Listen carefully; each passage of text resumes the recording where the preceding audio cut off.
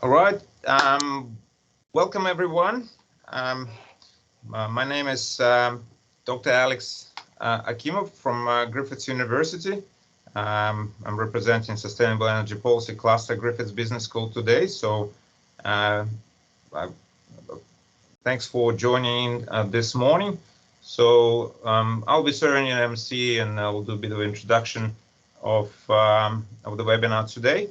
So we've got very exciting webinar coming our way today with three distinguished presenters, but we'll start as usual with the acknowledging of country. So Griffith University acknowledges the traditional custodians of the land on which we are meeting and pays respects to the elders, past, present, and extends the respect to and emerging, and extends the respect to all Aboriginal and Torres Strait Islander people.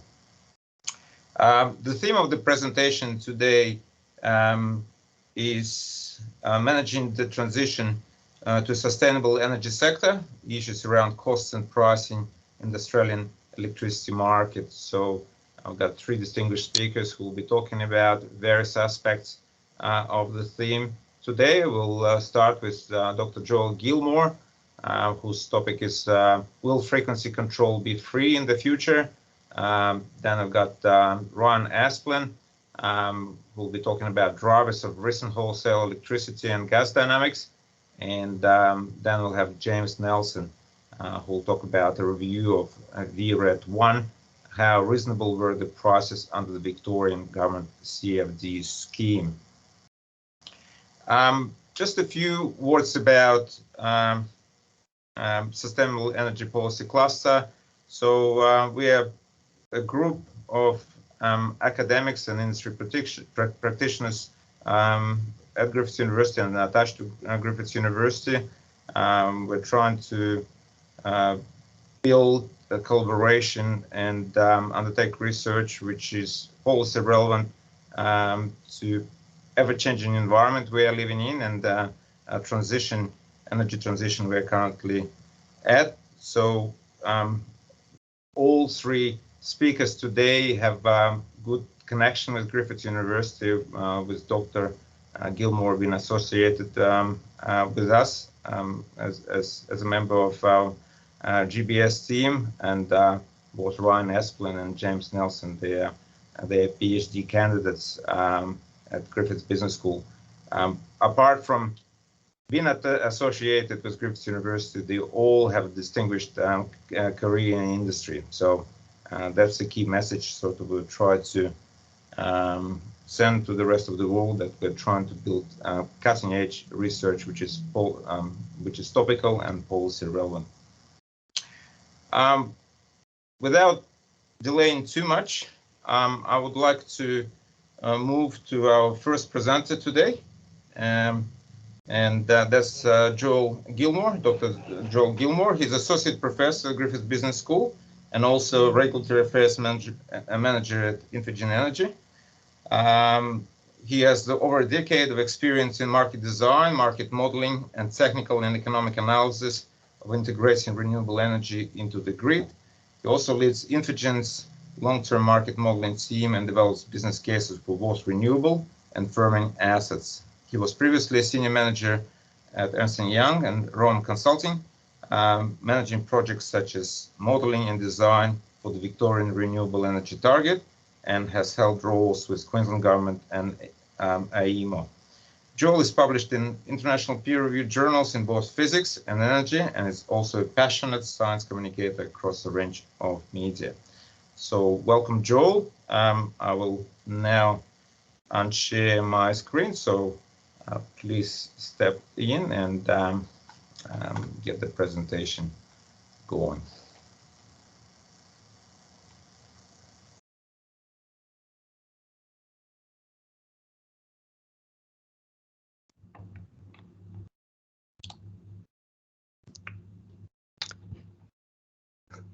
Sorry about that. The challenges of IT. Let me see if I can share my presentation here.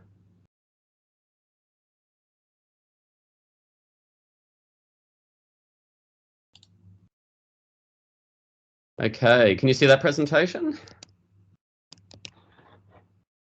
Great. So, thank you very much for the invitation to speak this morning. So I'm going to talk about some work that I've been working on with Talia Nolan from Iberdrola, and actually Infigen has recently been acquired and rebranded as Iberdrola Australia, part of the global Iberdrola group, which is a great thing for them. So working with Talia, who's an analyst there, and also Paul Simshauser, also from Griffith, who many on this call will know well. And what we're trying to understand is the role of frequency control and these ancillary services in the future. And I've given it this controversial title, which is Will Frequency Control Be Free in the Future? But this is a good time to remind you of Bettridge's law of headlines, which is that any headline that ends in a question mark can be answered by the word no. It's particularly true of BuzzFeed articles, but it's also likely true of academic presentations. So just keep that in mind as we're getting into this. So what is frequency control and FCAS? So FCAS is frequency control ancillary services. And the idea of this is that we have to at all times have supply and demand matching. That's the whole point of energy markets engineering. And in the NEM, we redispatch the entire market every 5 minutes, which means that all generators get a dispatch instruction as AEMO tries to best estimate what capacity will be needed for the load over the next 5 minutes. But that's not quite good enough. We need supply and demand to balance at all times. And that means that during these 5 minutes, we need to account for the variability on the supply side, wind and solar farms moving up and down, perhaps cloud covers moving through. We need to account for unexpected events like a generator tripping off or a power line outage. And we also need to account for the variability of load. So that means that, if you turn on the toaster, then we need to somewhere turn up a power station a tiny bit. And, you can see this most extreme in the UK, which used to be the EastEnders effect, and now it's really the World Cup effect, that every time there's a commercial break or there is a goal, all the UK people go in, they turn on their kettles in the kitchen, and demand jumps up by hundreds of megawatts. So we need to have some way of adjusting that supply and demand in real time at all times. And the way we do this is by keeping some capacity in reserve. So this is the frequency control ancillary services markets, where we reserve some capacity that is then paid to wiggle around and do these small adjustments, or potentially even large adjustments. And there are 2 main classes of markets in the NEM. The first is the contingency FCAS. So this is the reserves for those sudden plant failures. A coal power station trips off. And this is resources that are required to respond within 6 seconds, hundreds of megawatts. And in fact, very soon they'll be required to respond within 2 seconds, or at least some of them will, with a new fast frequency response market, which I'm very proud to say that the 3 authors of this presentation proposed to the AEMC and was approved earlier this year. So that is going to be a really important thing as we get into the future, as we have a more dynamic system, we have potentially new modes of failure, we need to be able to respond faster. And we'll talk about in a moment while batteries are a big part of why we can now do that. And then the other market, just to say, contingency FCAS market ideally is never used. These are resources that you buy and you pay for like insurance, but like insuring your house, in the ideal world, you pay that money and they are never required because nothing ever goes wrong. In practice, it's not always that good, and so we will need to use them. But the general expectation is these are things that just sit there and aren't used, to a first approximation. The other side then is the regulation FCAS. And these are resources that wiggle around to manage the small changes, turning on the toaster, wind going a little bit higher. And these are used quite regularly. They're used all the time to balance the supply and demand. But they're a slower process, a slower adjustment. Now, why are we talking about this?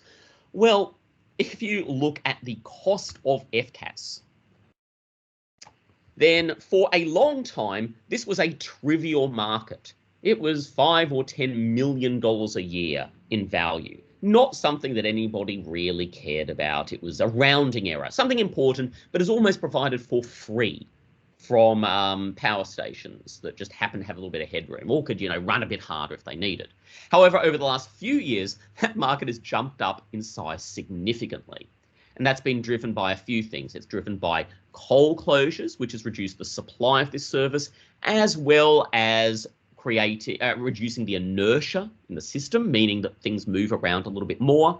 It's also been driven by more wind and solar and more aging coal units that are less reliable, meaning that variability has gone up. And so AEMOs need to procure more of the service. And there's been some extreme events. And many presentations, and I assume soon PhD theses, are being written around the drivers behind this. But the key thing is, this is a new world where FCAS really matters. So it's one more thing that you have to add to your introductory lectures on NEM markets and engineering.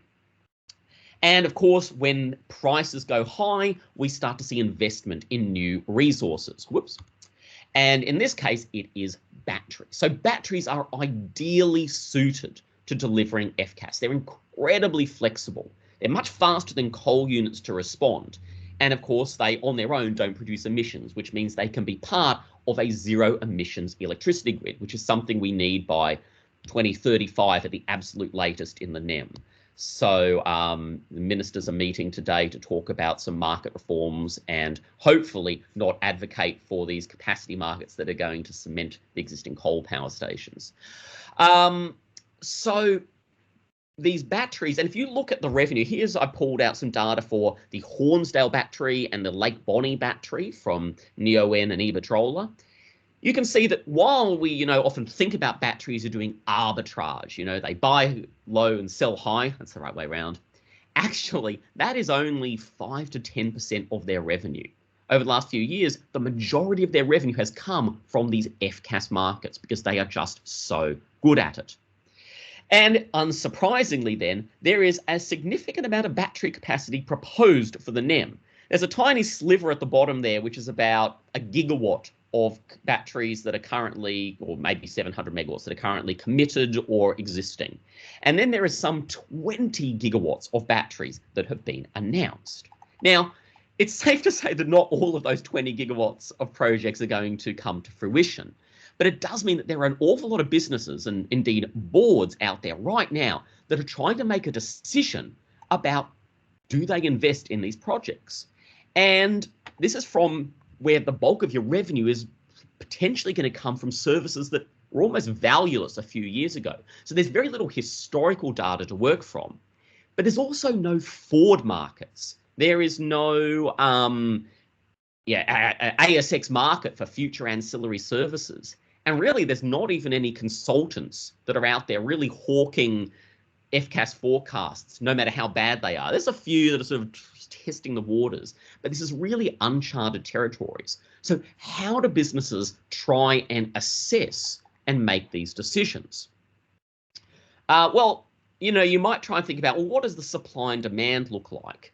So on the one hand, AEMO doesn't do an awful lot in trying to forecast the need for future FCAS. There's some work they did back in I think it was the 2018 ISP, which was trying to say, well, as we put in more renewables, the variability is going to start to go up. Just simply, if you double the amount of renewables, you've got twice as much variability. Now, that's not quite true because if the renewables are uncorrelated, it's going to be random, so sometimes it will help. But as a general rule, they sort of did some modeling to show that FCAS requirements go up over time. And, if we go to 10 gigawatts of solar, maybe we need an extra 300 megawatts of regulation. So if you're mathematically inclined, you can think about this as a square root of n type error metric. So demand for FCAS probably goes up in the future.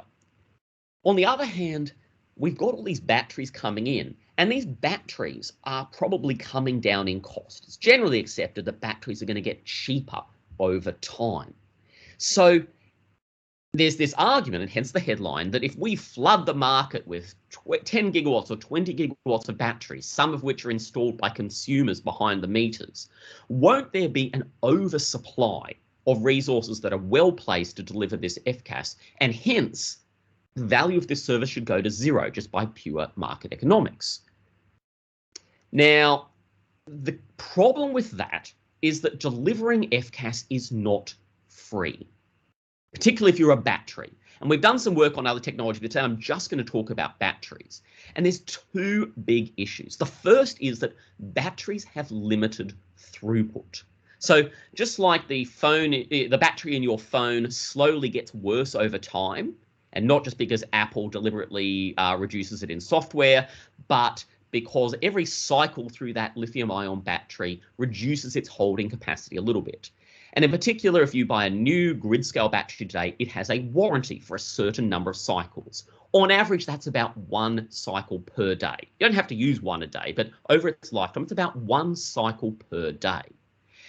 And that means that if you're doing this regulation FCAS, where you're required to wiggle around, you know, charge a little, discharge a little bit, charge a little bit to soak up, you know, more load or more generation, that actually creates wear and tear on your battery. This is some analysis that we've done of the historical regulation data. So this is where we've pulled in the roughly 700 gigabytes of data that AEMO publishes every 4 seconds. Well, actually, it's more like 7 terabytes, but we've done some nice data compression to try and get it to a small enough database to handle.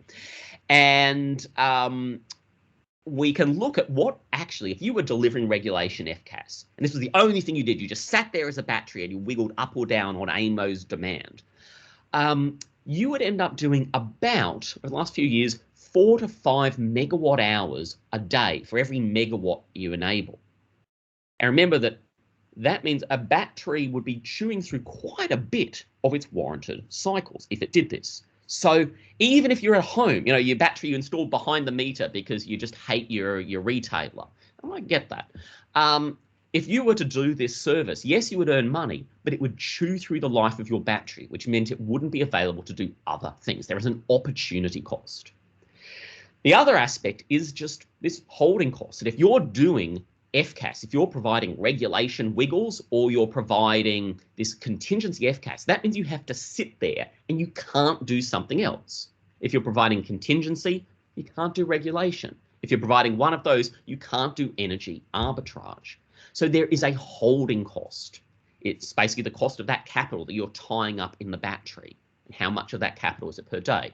There's a paper which, I'm sorry, my link hasn't appeared, but whereas Paul Simshauser and I wrote looking at the holding cost of gas turbines and how they effectively, it's, when you think about cap contracts, if you're involved in that, these sort of reserves for energy market, the way to think about that is that you're building a gas peak, or historically have built a gas peaker and left it sitting there as insurance, and hopefully you never use it. And the historical prices for cap contracts is basically the holding cost, the dollars per megawatt per hour to just have that plant sitting there, and it lines up really well. So in the same way with batteries, you could imagine if you're going to deliver contingency FCAS, you just have to leave it sitting there, and that costs you money because you can't do something else with it.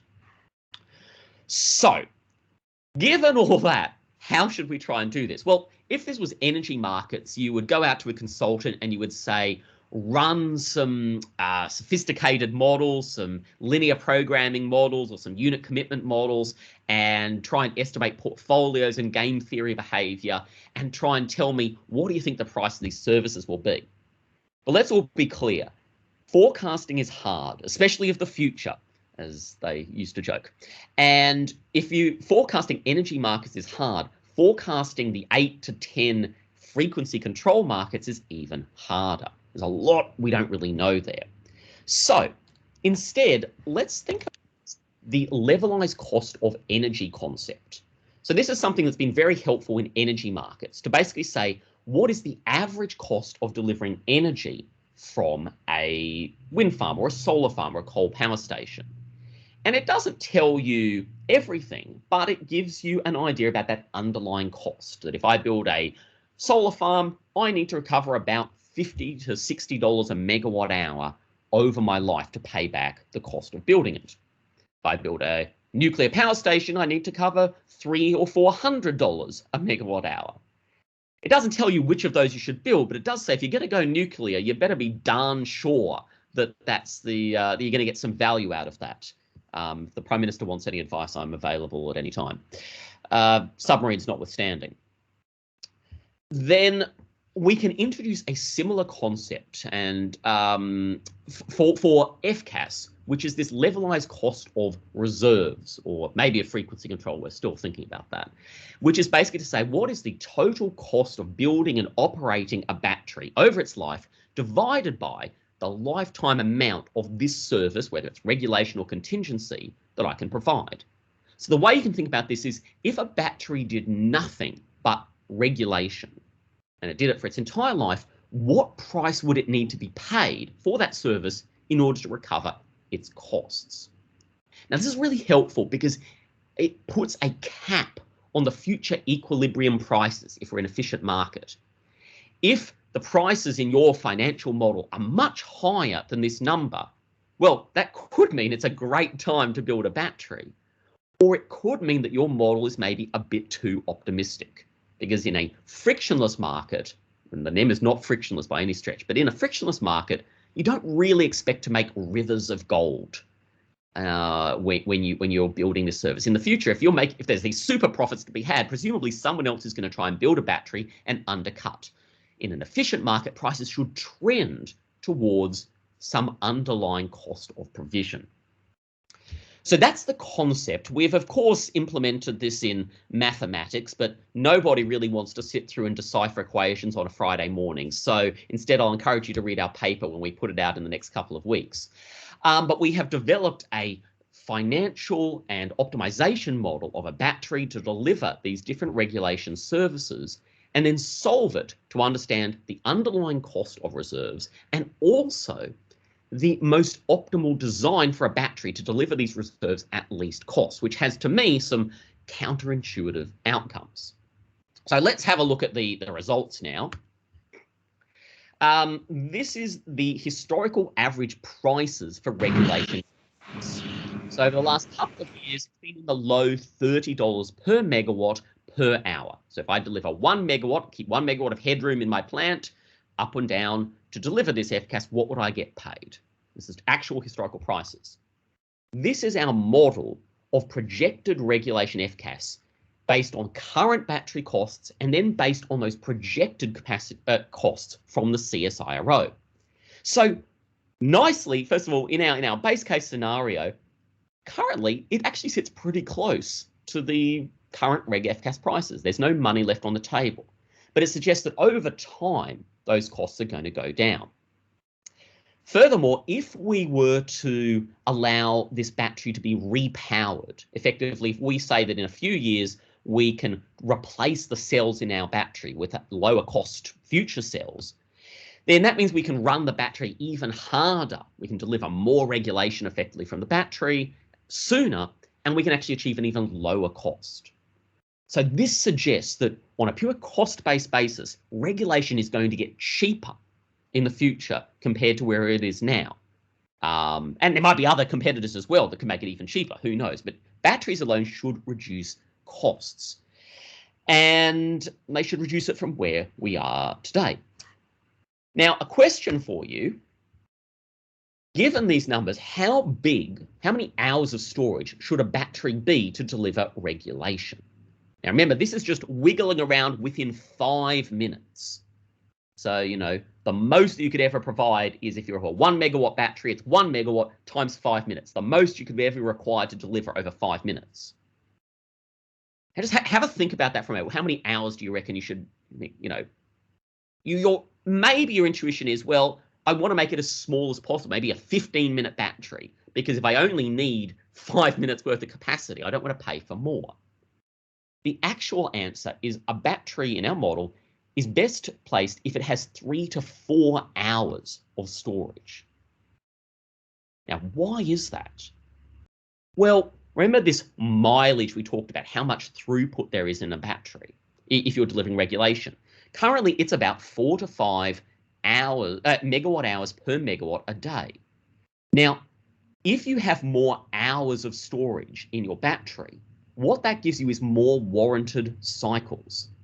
So if you have a 1 hour battery, it's warranted for about 1 megawatt hour of throughput a day, which means if you're doing 5, you're going to chew through your battery 5 times as fast as it should. Whereas if you have more hours, that battery can in principle last longer. So interestingly, more hours of storage seems to be better even for this really fast service. What about contingency FCAS? Well, prices today are on the order of $30 per megawatt per hour. If you just sat there, if you built a really short duration battery today, if you could find someone to build you a 1 hour battery, with Tesla won't, but others will, the holding cost of that battery could be less than $10 a megawatt hour. So in principle, you could build a battery today and leave it sitting there, just doing nothing, and get paid enough to recover your capex, if you believe that price is going to stay at 30. But however, our underlying principle is there's no rivers of gold. So we expect that contingency FCAS prices are going to come down on average over time. Now, there is an awful lot that I'm not talking about here, which is what the distribution of these prices would look like, and the fact that batteries don't just do one service, they can do multiple services and switch between them. So there's a lot of non-equilibrium dynamics to think about here. But I think this has been really helpful for us to get a sense of what are these underlying costs and what should we think about in terms of prices in the future. So just to wrap up then, despite my clickbait headline, we do not think that FCAS will be free in the future. There's always going to be some opportunity cost, although there is some interesting think about load side, like electric vehicles or hydrogen electrolyzers delivering this service, and maybe that will contribute to an even lower cost. It also means that given this service is not free, mandating the provision of FCAS is ill-advised. And I say this because AEMO and now AEMC have been pushing this mandatory provision of primary frequency response, of a narrowband wiggling around. And the AEMC has just announced this idea of making this a permanent feature of the market. And this is effectively going to put an additional cost on batteries that's going to slow our transition to 100% renewables. So it's a really problematic rule change, and AEMO is sort of struggling. They've just got a faint sense of unease, and they want to just put those costs on the market. So I think this is a really problematic outcome. And it's also problematic because different resources are going to have different costs. And while the AEMC is talking about ways of maybe sort of applying a kind of a tariff that everybody who does this gets paid something, it's very unlikely that it will be enough to compensate batteries. Or conversely, it's going to overcompensate coal generators. So how do we do this? It's a really important one. If you haven't been involved in that process, there's some really interesting discussion going on there. And I think that it's interesting that industry and academics are really leading a lot of that discussion rather than AEMO. So it's, like we mentioned, the fast frequency response rule change that came out of industry. We've also got a rule change in around operating reserves or even slower reserves. So there's lots of interesting regulatory work happening in the space, and there's a great opportunity for academics and industry to engage in that.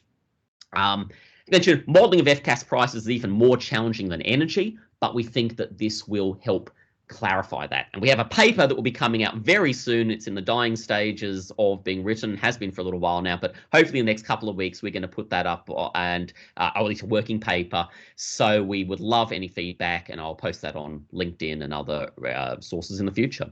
So that's the end of my presentation. Thank you very much. Thank you very much, Joel. So unfortunately, no free lunch, or no free FCAS. Anyway, so look, there's a question going through the chat box. So Joel, I think we'll move on to the next presentation.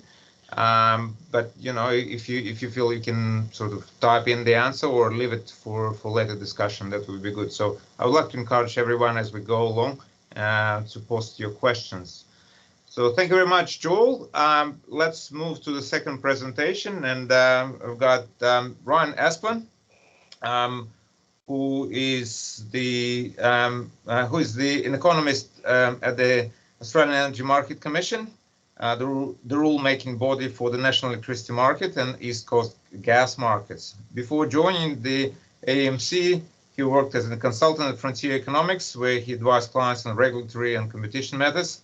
Ryan has also undertaken a PhD in economics at Griffith University and have Associate Professor Andreas Chai and Associate Professor Tim Nelson as his supervisor, and they're looking at integrating energy policies through the energy transition. So welcome, Ryan. Thanks, Alex. Breaking a professional rule I have for myself to never follow Joel Gilmore in a presentation. That was a really great presentation, Joel, as always. And I just second that. At the AEMC, there's definitely great scope, a great opportunity for academics to become increasingly involved in our processes. We really it's a really great resource, the academics in Australia and overseas. And if you want to get more involved, please get in touch with me. So today I want to talk a bit about wholesale gas and electricity prices and the linkages there, and what we might start to see as we go through the future. So I chose this as a topic because it's there's been some really interesting things that have gone on in gas and electricity, in the electricity market, and also gas markets in Australia and overseas over the last few months. And I want to take you through a bit of that today. So bit of background. I work at on the right here, we've got an old map of the national electricity market, the transmission system, which goes all the way from northern Queensland up at Port Douglas, all the way around the coast, across to Tassie and around to South Australia there. So that represents about 90% of Australia's population. And it's an interconnected system. So even though electricity is a state government responsibility, we like to, the best we can, try to do things as an interconnected grid. So we have these three market bodies that try to manage this giant thing, this giant machine. We've got the Australian Energy Market Commission, which is the rule maker. That's where I work. And then there's also the energy regulator, which enforces the rules and electricity laws and monitors the market. And then you've also got the market operator as well, which is focused on keeping the lights on.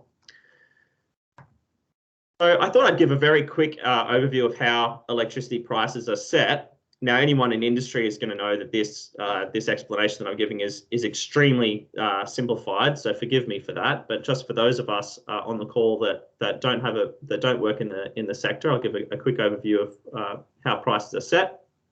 Basically, the national electricity market, the NEM, is an energy-only market where generators are only paid for the energy that they're dispatched for. They're not paid capacity payments as they are in many other markets around the world. As Joel said, energy ministers today are actually meeting to discuss the possibility of a future capacity market. I certainly won't be drawn into that debate today, but it's an ongoing debate. So the energy-only market is really quite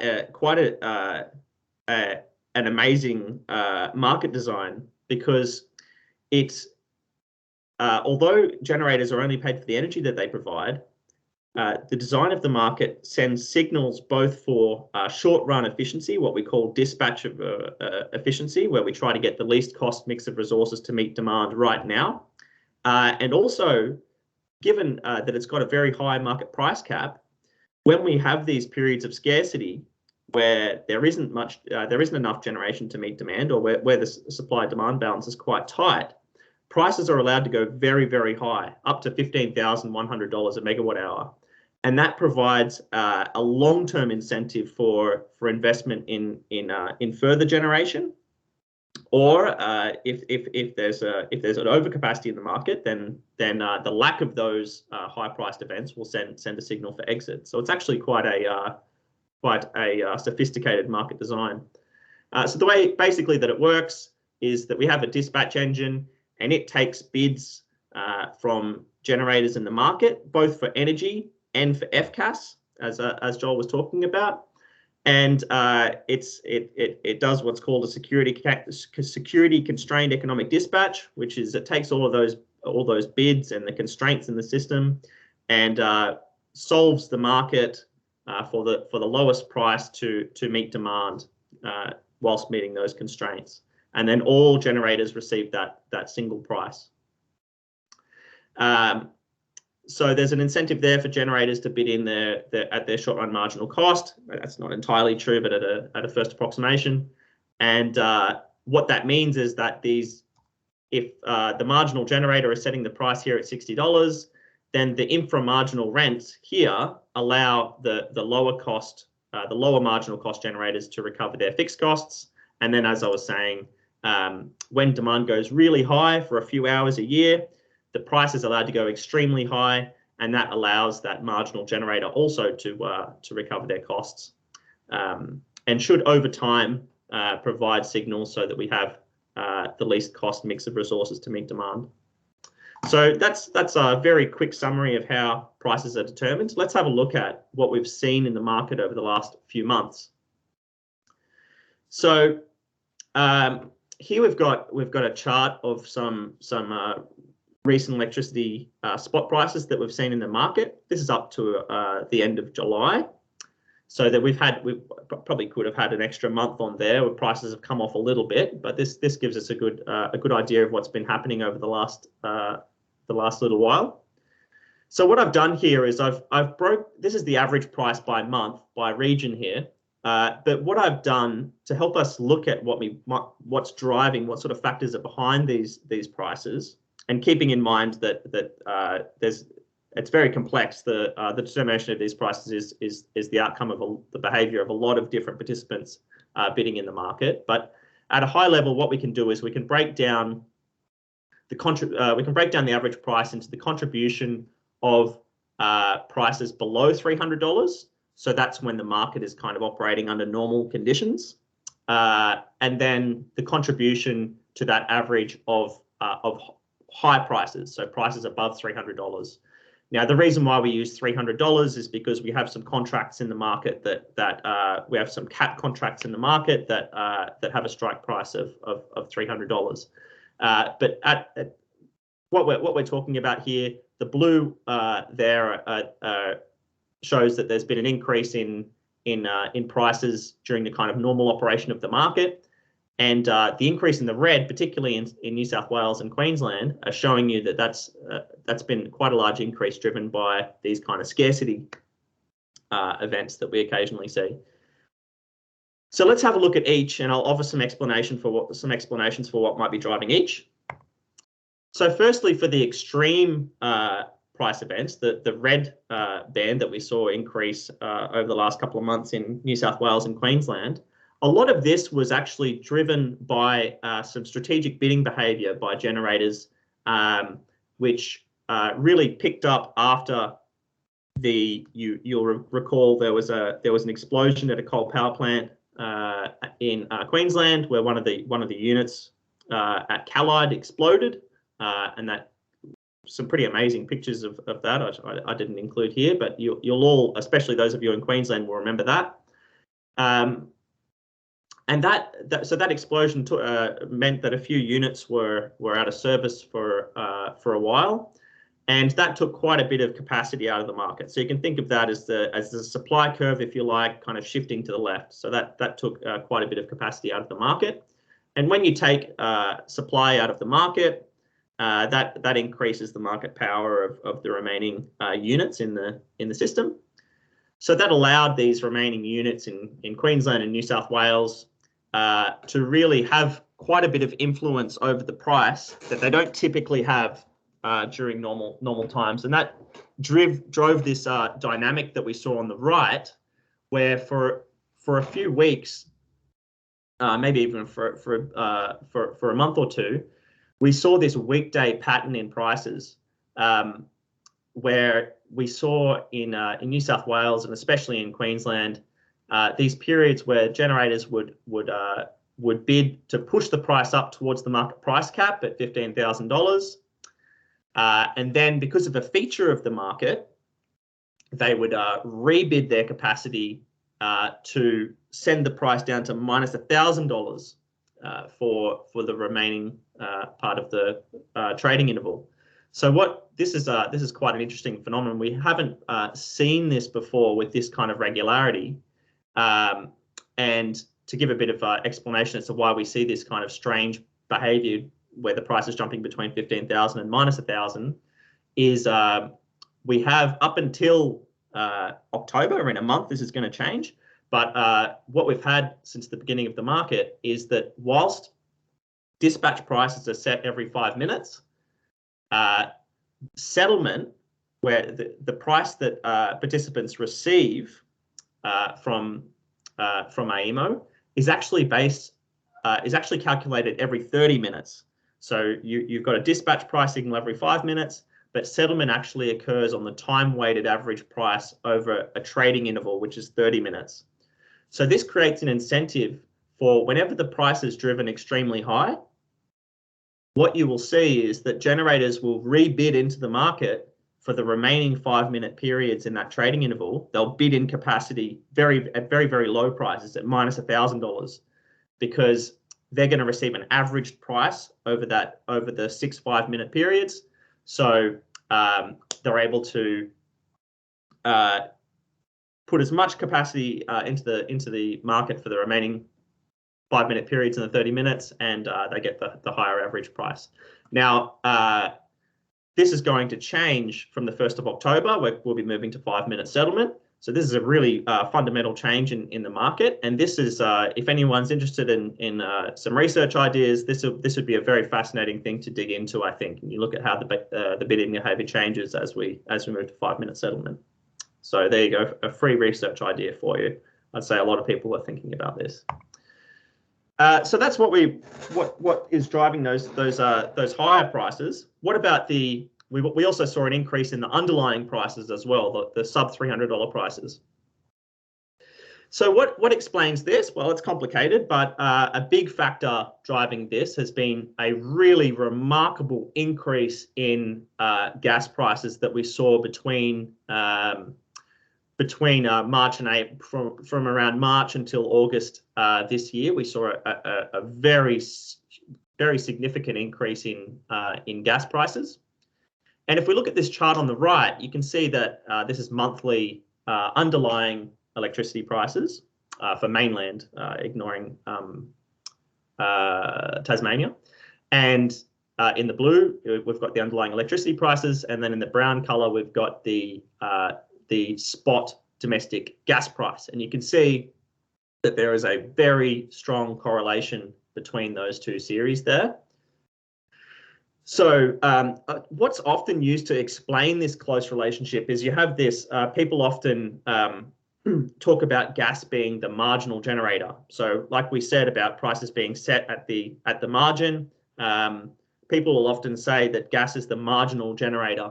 Now that's actually only true about 15% of the time, varies depending upon your region and it varies over time, but around 10 to 20% of the time, gas is a marginal generator. So that would explain that.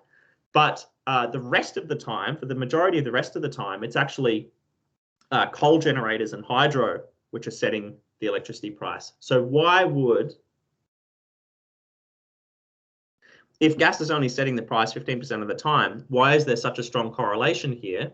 Dylan McConnell has a great paper, a great book chapter on this, and has done a presentation which is up online at Melbourne Uni's website, I think. And he explains that it's mostly through this correlation is actually mostly through this shadow bidding behavior of coal and hydro generators. So what the coal and hydro generators will often do is they will price their capacity just below the short run marginal cost of gas.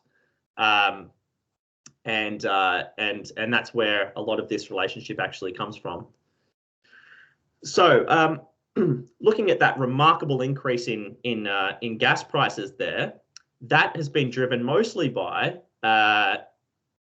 quite a tight global LNG market. So as you know, we export quite a lot of gas in Australia from Gladstone in kind of the middle of Queensland. So our marginal gas producers have face a choice between exporting gas or sending it to the domestic market. So there's quite a strong link there. And because of some global factors, LNG prices have gone extremely high, and that has increased domestic gas prices as well. We also had quite a few weeks of quite cold weather in Melbourne over winter as well, which contributed. So what do we see as we look forward? Well, we probably expect gas prices to stay high for a long time, actually. This on the right is what we call the netback price, and this shows us the forward netback prices, what we expect to see. Now, netback means that this is basically the international price of gas, and then if you subtract off the transportation costs of shipping the gas, and you subtract off the liquefaction costs of turning the gas into a liquid, then you get this netback price, and that's kind of the opportunity cost that faces gas producers, and that is at record highs of close to $30 a gigajoule, which is incredibly high. A few years ago, people were talking about gas prices being high at $10, and now international prices are something more like $30. And they're expected to stay elevated right through till 2023. Now, if you compare that orange line here in the middle here, you can see the difference between, this was the forward price at March at around, say, $8. That has effectively tripled over the last 6 months up to expectations of around $30. So this is really incredibly high gas prices, and reflects a very tight market. Europe and Great Britain are really struggling to get enough gas at the moment. You're starting to see retailers in Great Britain hit the wall already if they're underhedged and they're facing high electricity and gas prices due to these gas shortages. And it's not even winter yet in Europe. So it'll be interesting to see what happens as we get closer to the Northern Hemisphere winter. Pretty worrying, actually. So the implications for Australia is domestic prices have not stayed that high, I should say. They're around $8 or $9 at the moment. But we will expect as offshore Victorian gas production starts to taper off, as we expect in the next few years, we're probably going to require 1 or 2 import terminals in the south of Australia, and that's going to create an even stronger link between gas and electricity prices. So this has quite strong implications for us. But there's good news. Well, we'll get to the good news in a second. This last slide here on the link to electricity prices, we've really seen the whole forward curve for electricity prices rise substantially in recent months. So that shows you the difference between forward prices out to 2024 between May and August. Now let's get to the good news, is that there are signs as we progress further through this transition that we may start to see a decoupling of gas and electricity prices. So as we start to get more and more renewable energy, variable renewable energy, we mean by VRE, wind and solar mostly, and storage, this is likely to reduce the link between gas and electricity prices. So we can look to South Australia is quite a good experiment if you want to look at where things are going, because South Australia has already got more than 50% renewables in the system. And if we take Q1 prices by time of day and we compare 2016, 5 years ago, to 2021, we can really see there's that our prices in the middle of the day, when we've got good solar resource, have dropped quite a lot, are actually negative for big parts of the day, and then in the evenings have started to get quite high. So this pricing dynamic reflects a change in the generators in the system, and it also creates an incentive for storage, batteries like Joel was talking about, although they do mostly operate in FCAS for now, and more responsive load as well. So we should start to see these pricing dynamics change and a decoupling from gas and electricity. Another thing that we saw, this is looking at August, August of it, just focusing on prices in August of each year. And this chart on the right shows us the percentage of time that dispatch prices were 0 or negative. And we can see that we're starting to see a really increased proportion of the time we're seeing 0 and negative prices. especially in South Australia. Victoria has been a surprising one there, because you don't typically see negative prices very often in Victoria, and that started to really pick up. So that in South Australia and Victoria, around 1/5 of the time we're seeing negative dispatch prices, which is pretty incredible. So this again creates a strong signal for storage. As the cost of batteries comes down, we might actually start to see them participate more in wholesale energy arbitrage, as well as probably still getting their main revenue from FCAS. Last chart, as we look forward, we can see that we're going to have a lot more wind and solar and storage in the system. So hopefully, as we progress through, we won't be so reliant on gas prices.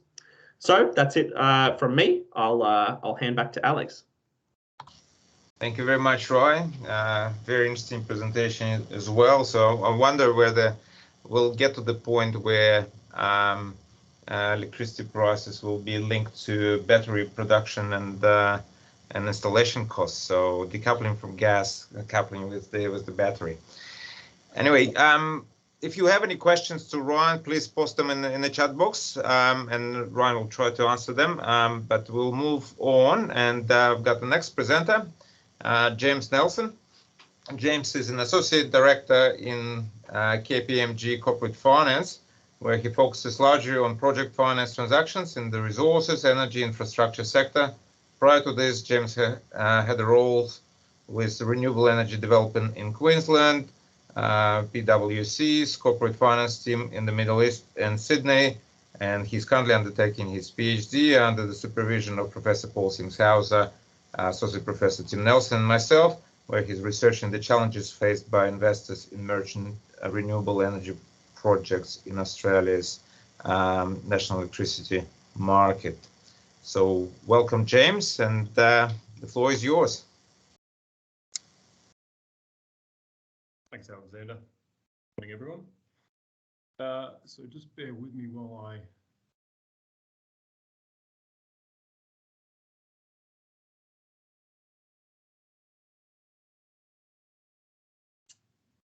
Okay. Alexander, can you just confirm, can you see that? You can see the slide, so if you can speak up a little bit, that would be good as well. Sure. Is this a little better? Yep. Right. Okay. Thank you. So, morning, everyone. My piece that I'm presenting today, I've called "Going It Alone," which will become apparent on the next slide. As Alexander mentioned, my broader PhD research is about the challenges faced by investors in merchant renewable projects in the NEM.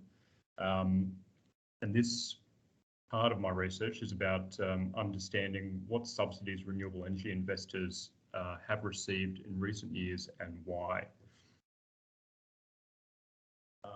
Sorry. So, to understand the policy environment, So to understand the policy environment, I looked at the historical federal energy policy with regards to promoting renewable energy investment. And despite Bob Hawke announcing in 1989 that carbon emissions were going to become an issue and that they were worth keeping an eye on and legislating reductions in carbon emissions, it took a bit over a decade in order for before any real energy policy was legislated. And in the 20 years since, the federal energy policy has sort of been a wave of momentum and stalling, consistent in its discontinuity. So state governments stepped in and stepped up, and they were forced to go it alone in order to affect decarbonisation in the electricity sector. And at one point, as noted by Nelson, Bashir, McCracken, Hewson and Pearce, there were as many as 6 active federal and state policies aimed at decarbonisation in the NEM. And of particular interest to me was Victoria's VRET 1, which was a significantly large program and one that was introduced at a time when I thought solar and wind, shouldn't have needed any incentive to be developed. So I wanted to sort of dig into why this program came about and did it reflect good value for taxpayers? So in the VRET 1, Victoria undertook a reverse auction, which awarded winning proponents with a bundled contract for difference, CFD, and a fixed charge. So in terms of going into the renewable energy policy, state of play as at the announcement of VRET 1, which was 2017. So the federal renewable energy target had undergone multiple permutations, but it had stalled. New renewable energy capacity wasn't arriving. So states had started to introduce their own renewable energy and net zero emissions targets, which can be seen in the table on the right here. So we've got all of the NEM states with their renewable electricity targets, the renewable energy generation that they produced in that year as a proportion of their total, and the net zero emissions targets, which was all net zero by 2050.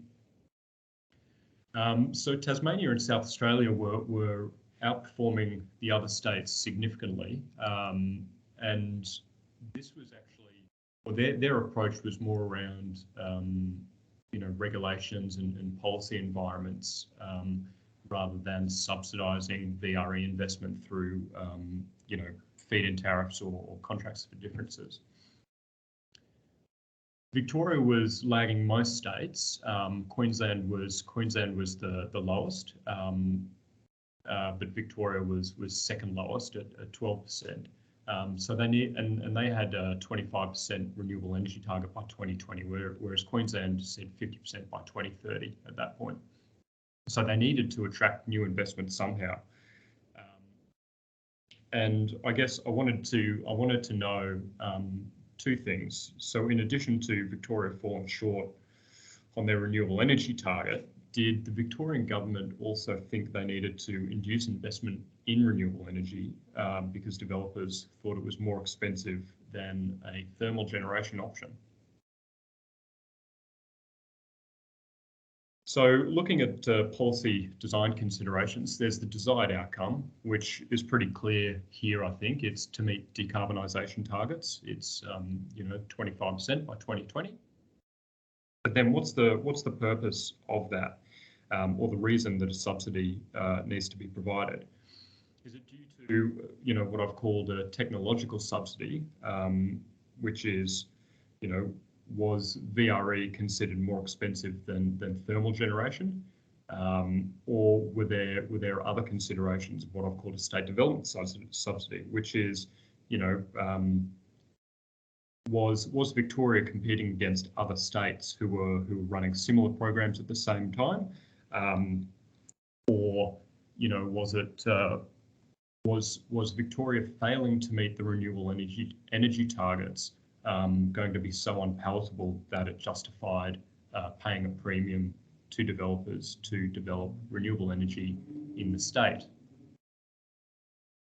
So to answer the technological subsidy question, I looked through Lazard's LCOE reports, Levelized Cost of Electricity reports, and I'll just note that this is global utility scale generation LCOE comparisons, and what we can see here in 2015 is really the tipping point where wind and solar really became competitive against thermal, and the lowest cost thermal generation presented here is combined cycle gas turbine, and wind has actually been competitive against CCGT for quite a number of years, but solar, really sort of dropped rapidly over the last 11 years, and it was about 2015 where they both overtook CCGT. But that's a global comparison. So I wanted to look at the Australian context as well. And I'll sort of note that when I went back into past editions of Lazard's LCOEs, we had solar available, but no wind and gas beyond 2018. So I've included US LCOE estimates for wind and gas indicatively for 2013 to 2017. But it's pretty clear that wind is almost certainly cheaper than CCGT. And yep, Ryan, I'm referring to CCGT as the marginal generator here. And then utility scale solar is very competitive with CCGT and wind nowadays. So around 2017, 2018, that's where it started to become very competitive. And what's important to note here as well is the high end estimates for solar here are actually based on rooftop commercial and industrial PV cost parameters. So they are significantly higher than utility scale solar. So if wind and solar, sort of appear to be cost competitive with thermal generation, then a concept of a technological subsidy is pretty unlikely to be required by a new entrant renewable energy developer in 2018 under the VRET 1. So what about the other considerations? So the state development subsidy, which I mentioned. So was Victoria competing against any other programs, similar programs at the time? So by 2017, the ACT had actually run 5 reverse auctions in the sector. In 2015, they'd run a 200 megawatt wind auction. In 2016, they'd run another 200 megawatt next generation renewables auction. And Queensland had just run their Solar 150 program in conjunction with ARETA. And in 2017, Queensland announced they were going to run a Renewables 400 program. But as many of you will be aware, that actually took a few years to come to fruition. And Victoria ran their announced their VRET 1, which initially went out to procure 650 megawatts of renewable energy technology. So VRET 1 was, by and large, competing on its own. It was running unopposed here in terms of other programs. So there's probably no need for much of a subsidy or incentivization for developers to invest in Victoria over other states, because there weren't really any other state programs that were being run at the same time.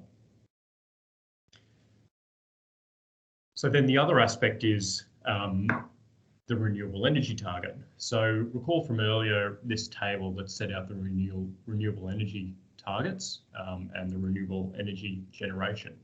So Victoria had said they want to hit 25% by 2020, and as at 2017, they'd only managed to produce 12%. So looking at the 2017 Electricity Statement of Opportunities, we can see that demand in 2017 and some forecasts through to 2021. And 2 important numbers here being the 2017 demand number and the forecast FY 2020. It's relatively flat. It's a 0.8% reduction in forecast demand in Victoria over those 3 years. So then Victoria needs to supply 10.6 terawatt hours of electricity in 2020 in order to meet their renewable energy target of 25%. As of 2017, there was installed renewable capacity of a bit over 3 gigawatts.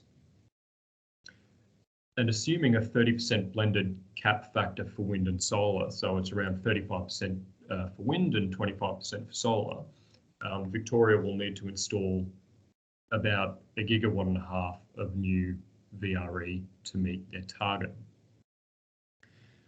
So that 50% increase in capacity is quite significant, and probably did justify the Victorian government, wanting to really promote investment in new renewable energy technology in their state. So coming back to VRET pricing. So how were the prices justified under the VRET, and was there a premium that existed? So looking at the technological subsidy, was the cost of renewable energy competitive with marginal thermal generation technology at the time? Yes, it was. So there probably wasn't a need for a technological subsidy. Were there other state-run programs that Victoria had to compete against? No, so they probably didn't need to incentivise developers to compete against those other programs. But did failing to meet the renewable energy targets justify a premium? Yeah, I'd say so, absolutely. So then what's a reasonable price for the CFDs? And to answer this, I calculated the levelized cost of electricity for template wind and solar projects in Victoria. And I estimated using capital costs from CSIRO and, cost of capital, built up from, observed debt finance benchmarks and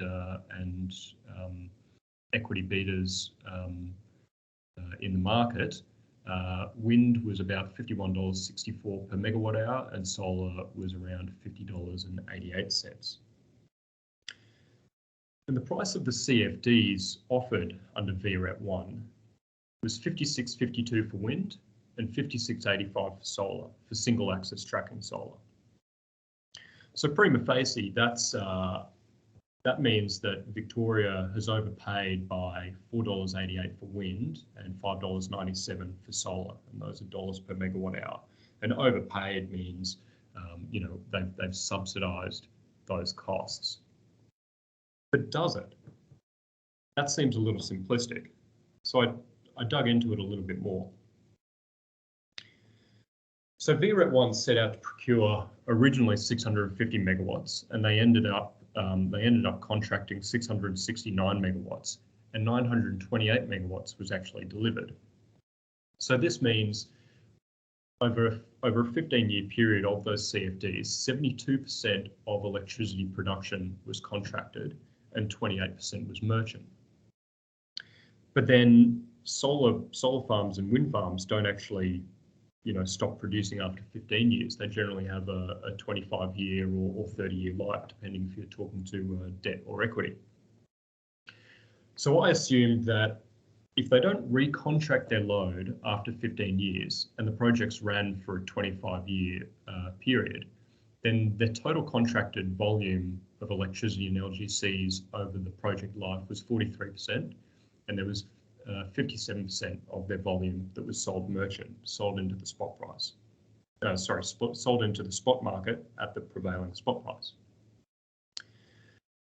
So, in order to achieve their LCOE, we can rearrange this formula here to work out what the target merchant price was in order to get their LCOE, given we know what price they were contracted under the VRET CFD scheme. We know how much of their volume was contracted under the VRET scheme, and we know what the LCOE is. So, just using wind as an example, we know from the previous slide, $51.64 per megawatt hour was the LCOE. We know that the proportion of their volume that was contracted over the life was 43.3%. We know the price under the VRET CFD was $56.52, and therefore, the balance of their volume was 56.7%. So therefore, we know that the required merchant price for electricity and LGCs was $47.92 per megawatt hour, and for solar that was $46.33. So, what did these projects actually achieve in terms of dispatch-weighted prices? So there were 6 projects that won the CFDs. Mortlake South and Carwarp I'll address first, because Mortlake South is still yet to be commissioned, and Carwarp has faced significant development delays. If I look at the remaining 2 wind farms, being Berrybank and Dundonnell, assuming they sold electricity only, their achieved dispatch-weighted price was $21.15 and $18.53, which is, a huge loss for them against the required merchant price. Whereas when you account for LGCs, they actually achieved, in the low 40s range, which meant that they were only short around $3 per megawatt hour to $7 per megawatt hour against what they needed to achieve their target equity IRR.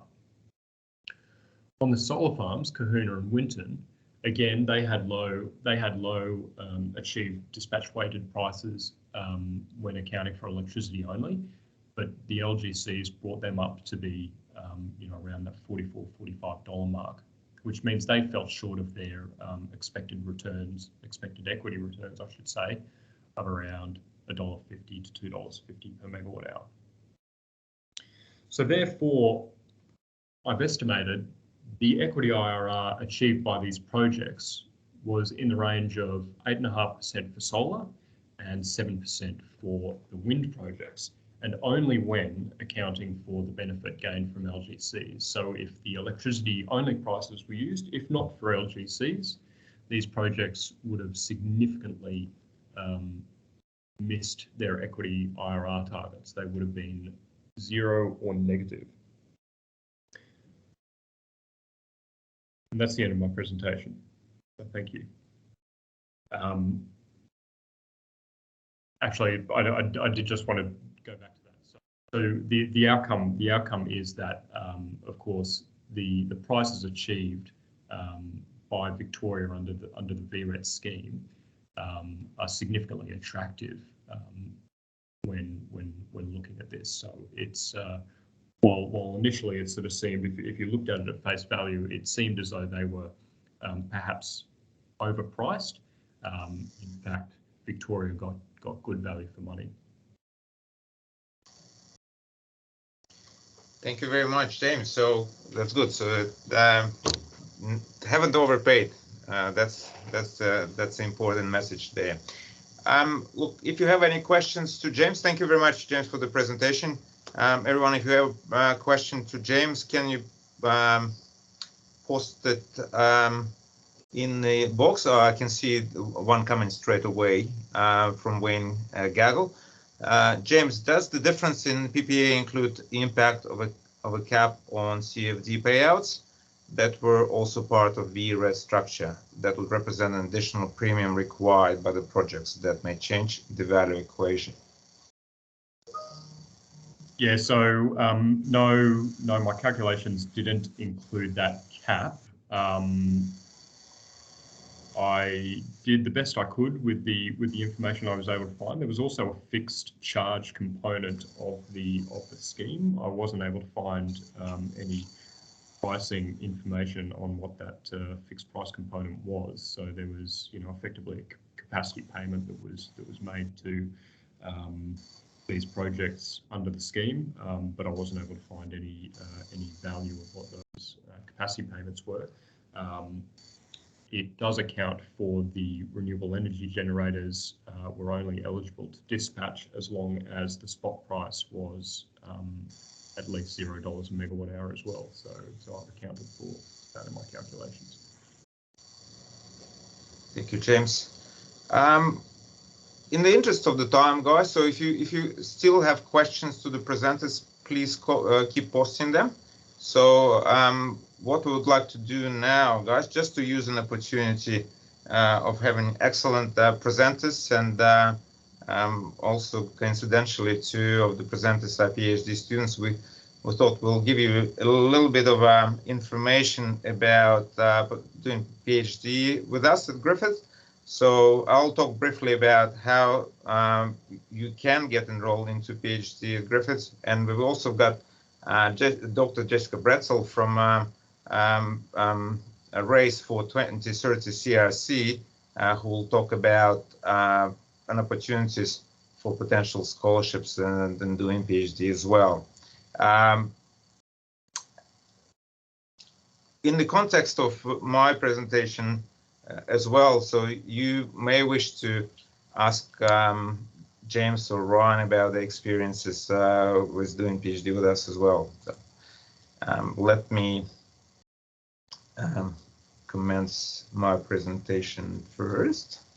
So, okay.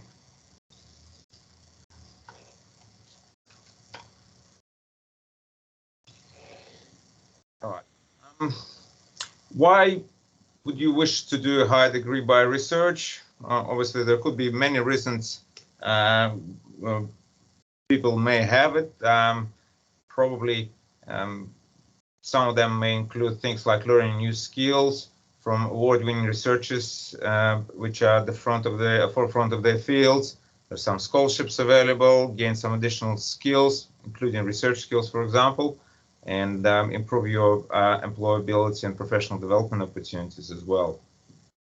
As we mentioned here before, why would you be willing to do research in energy economics or energy policy or energy finance with us? Well, I mean, many of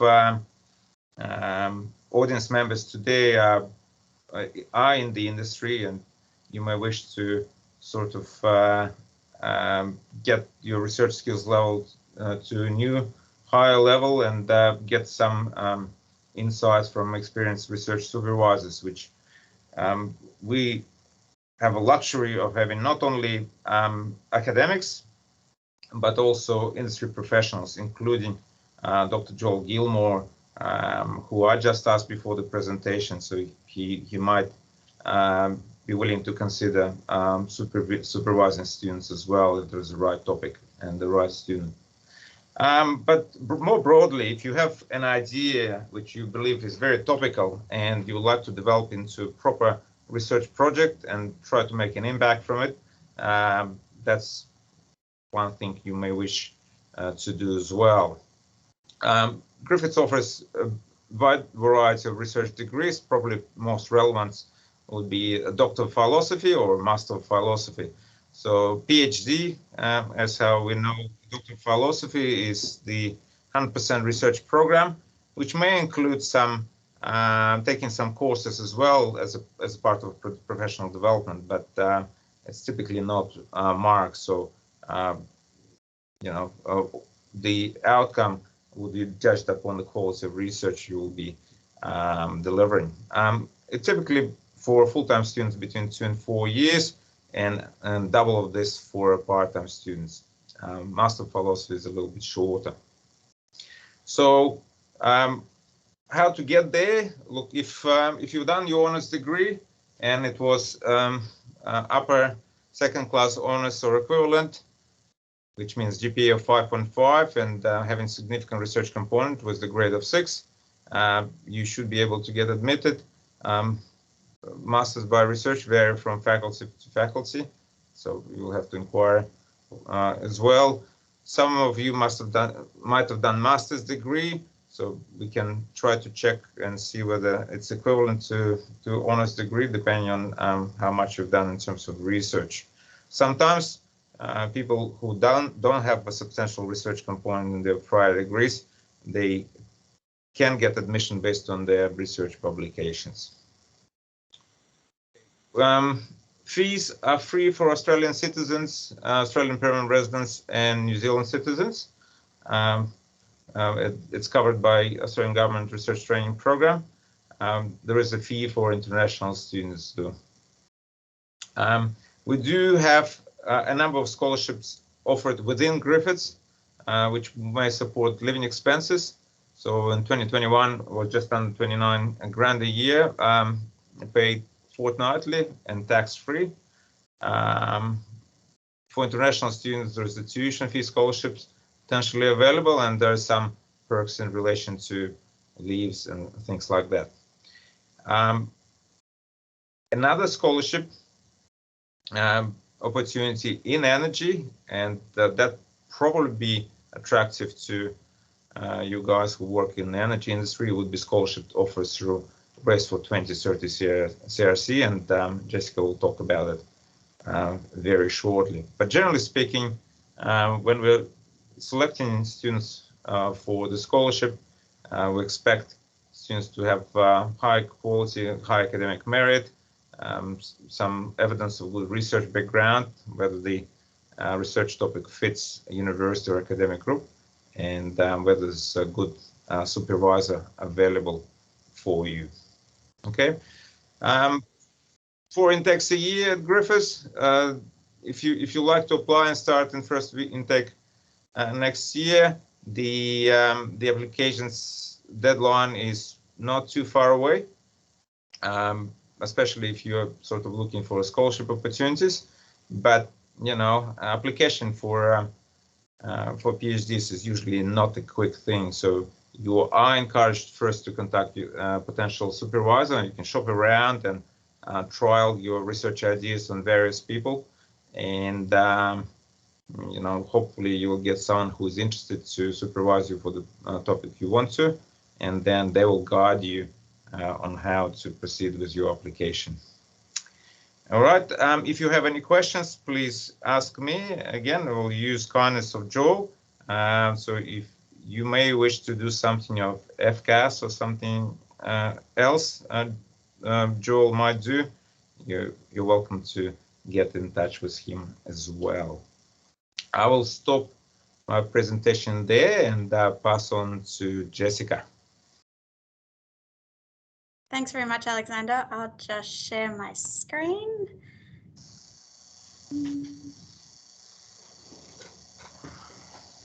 All right, can you guys see that okay? Yes, we do. Great.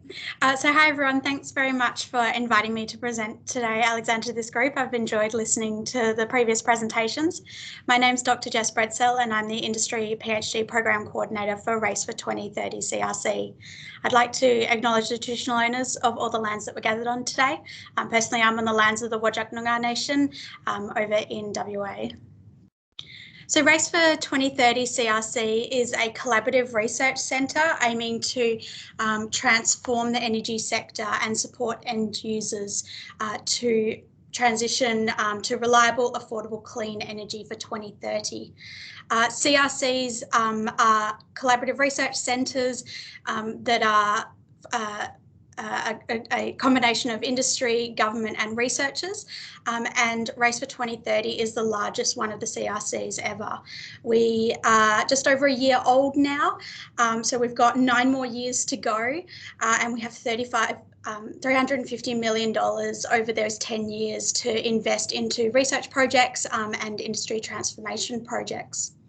We have 8 partner universities, one of which is Griffith University, and about 70 industry partners from across the energy industry sector, from networks to state governments, and also home builders and energy consumer groups. We are looking at transformation programs to reduce energy costs, cut carbon emissions and increase customer load flexibility. And to do this, we conduct a range of projects from 6-month projects to multi-year larger projects, some of which can be 3, 4, 5 years long.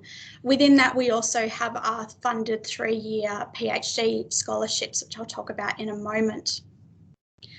Our race research themes are divided into 4 areas: race for business, homes, networks, and everyone. Race for business is all about boosting productivity, cutting costs via digitalisation, electrification, and value chain optimisation. Race for homes is all about testing and integrating new technology and solutions to lower costs and increase comfort in our homes. Race for network focuses on optimising the grid through customer DER solutions and also looking at network integration of EVs. While Race for Everyone is our really customer-centred program that looks at how customers and people in their homes are going to be impacted by the energy transformation, and also looking at capacity building and training. And this is where the industry PhD program sits under. So our industry PhD program is really quite unique in that we have our topics directly set by our industry and research partners of RACE. They're the ones who identify the problems that need solving that require dedicated research input. We then go through a competitive selection process of those topics twice a year. If you're a race partner on this call, heads up that our next round will be opening in October for topic submissions. And then we undertake a competitive recruitment process for the candidate to make sure you get the best candidate for the fit of that topic. Our programs also have a industry reference group to guide the student through the process, and this ensures that the project remains relevant to industry whilst also having that basis as a PhD back in the research sector. What's in it for you? Well, if you're an industry partner, you get dedicated research expertise and support on a topic that's really fit for your business over that 3-year period that the student is funded for on the project. We're really flexible with the project topics, so we really want our industry partners to come and say, what's your problem, and how can we design a project that will help solve some of those problems. I mentioned the Independent Industry Reference Group. Now, if you're not a race partner and you're listening to this going, that sounds really cool, we want to be involved in some of these projects, this is where you can actually get involved. So our Industry Reference Group is made up of industry partners that are outside of race, and we do this to make sure that we have the best support for that project going through, and you can be part of the entire project, getting feedback every few months and making sure the project is really fit for the Australian industry market. Now, if you're a student listening to this and you're saying that this sounds great, our scholarships are a living stipend provided for 3 years at a funding of $38,000 a year. So it's quite a bit higher than the normal level of a scholarship. We also offer $3,000 a year for additional expenses such as computer or equipment, or once we get to travel and have conferences again for those sorts of fees. We also request that our students undertake a PhD by publication, which means that the results of the research are being translated directly back into academia immediately. It also sets our student up for having publications if they're looking at staying in academia in the future. But for our industry partners, we're also really focused on what can you get out of this PhD. And so that's why within the first 8 months of the PhD, the student will complete what's known as a rapid literature review, and this looks at industry best practice from across the world and gives some recommendations for immediate actions and future areas of investigation for our industry partners. We launched our program about a year ago, and we now have 12 scholarships that are available. Most of them are being filled at the moment, but we do have a couple more coming out in the next few weeks, so keep an eye on our website. We have a range of topics, including two really great projects from Griffith University. As you can see, they range from everything to EVs and portable energy solutions, to looking at carbon in buildings and net zero buildings, to off-grid microgrids in Indigenous communities. So if you are wanting to find out more, you can jump on our website, both to have a look for more information about our program or any of our current scholarship opportunities. And if you're a race partner, yeah, definitely you can submit your topic nomination from October onwards. Thanks very much for your time today. If you have any more questions, please reach out to me or Program Leader Professor Greg Morrison, who leads this program. Thanks very much. Thank you very much, Jessica. I don't see any questions going through for our presenters, so I think probably it's the time now. Time is up and time to move on and do formal wrap up and vote of thanks. So I would like to invite. Before you wrap up, Alexander, I just mention Baringa, Alan Rye, who's also affiliated with Griffith, or affiliated academically, I should say, rather, mentioned that Baringa's got several positions going at the moment that is very keen to talk to Griffith students about. So they're advertised on LinkedIn. So if anyone is interested, definitely hop on there because they're doing some very interesting work. Thanks very much, Joel. So a word of thanks and concluding remarks from our Head of Department of Accounting, Finance, Economics, Associate Professor Andreas Chai. Thanks very much, Alex. And yeah, thanks, Joel. We've got Alan presenting in our third year economics class very soon. So he will be yeah, giving a big plug to those positions. So I think that's a great opportunity for our students. And yeah, if anyone's listening, please get in touch with us, because there seems to be a few graduate opportunities going on at the moment. I'd like to say thank you to all the speakers today, Joel, Ryan, James, for very, very interesting talks. It never ceases to amaze me. We have these regularly, but there are just so many fascinating trends going on in this space, very, very complex. And it seems that we are very much in a space where more research is needed to really understand how all the parts of the system are moving together. So I think Griffith is really privileged to play a role here. And I was telling Alex, this is sort of like the next generation. We had Paul Simshauser and Tim Nelson sort of lead the way in this area for us. And I see you guys pretty much as the next generation who are sort of taking on the lead and taking on more interesting and more complex research pieces. So it's good to see that everybody's research and publications are going along. For our wider audience, please note too that there's another event coming in November, and Alex Akimov is the man to stay in touch with to get more details about that. I'd also like to say that we've also got a vacancy going on at the moment in energy economics at the associate professor position. So if anyone's interested in joining our team, there's so many projects going on, PhDs and industry collaborations. We're very much looking to expand our staff in the area of energy economics. Please just Google Griffith Energy Economics vacancies, and you should come across those positions as well.